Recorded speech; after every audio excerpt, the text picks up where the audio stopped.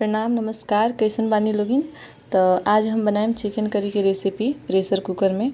ये रेसिपी बनावल काफ़ी आसान बाटे। एकरा के केहू बना सकता, खास करके उ बच्चा लोग जे बाहर रह के पढ़ाई करेला। तो यहाँ पे हम 1.5 किलो चिकन लेले बनी और एकरा के अच्छा से साफ़ कर लेले बनी।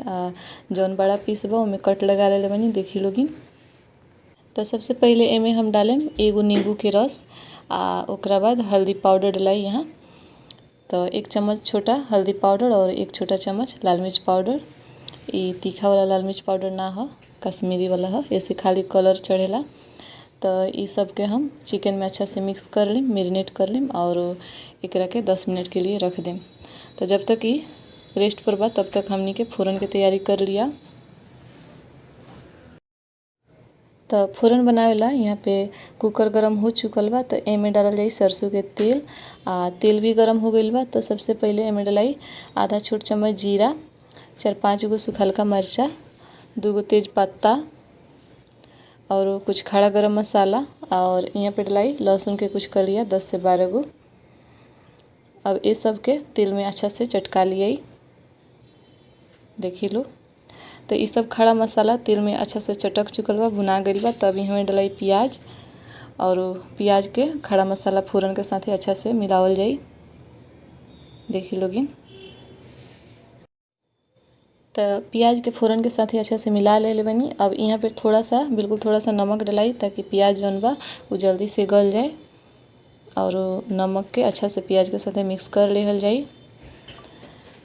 फ्लेम के मीडियम लो रखल जाई। अब यहाँ पे डलाई अदरक लहसुन के पेस्ट। तो ये 1 बड़ा चम्मच अदरक लहसुन के पेस्ट बा, माने पीसल अदरक लहसुन, आदि लहसुन। तो एकरा के प्याज के साथे अच्छा से मिला लेहल जाई। आँच के मीडियम लो ही रखल जाई, माने ज़्यादा ना तेज ना ज़्यादा कम। और ये देखिए लोगन प्याज जौन बा वो काफ़ी हद तक गल चुकल बा। तब यहाँ पे चिकन डाल दियाई। तो सारा चिकन के प्याज में डाल के अच्छा से मिला लेहल जाई, देखी लो।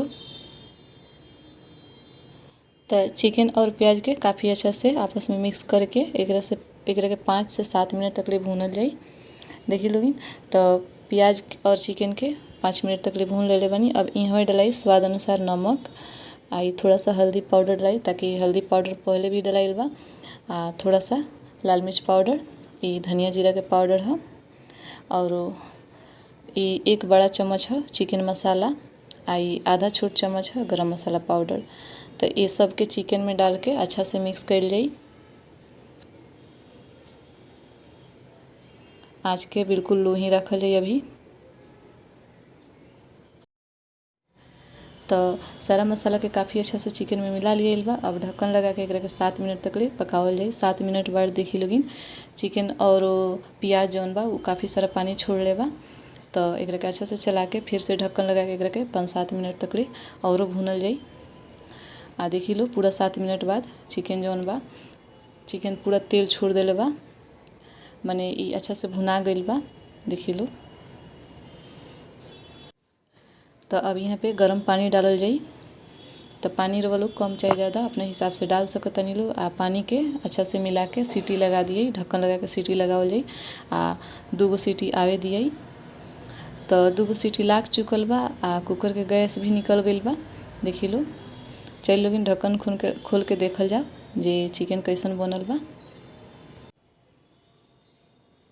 और ये देखी लोगिन कितना लाजवाब शानदार चिकन बन के तैयार बा। ये प्रेशर कुकर में बनल चिकन करी बा।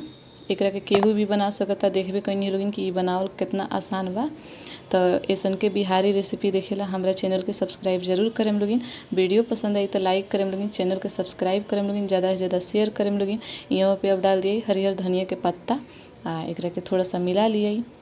तो एकरा के एगो थाली में निकाल के दिखाओ तनी। और ये देखी लोगिन चिकन और चावल बिल्कुल रेडी बा। धन्यवाद।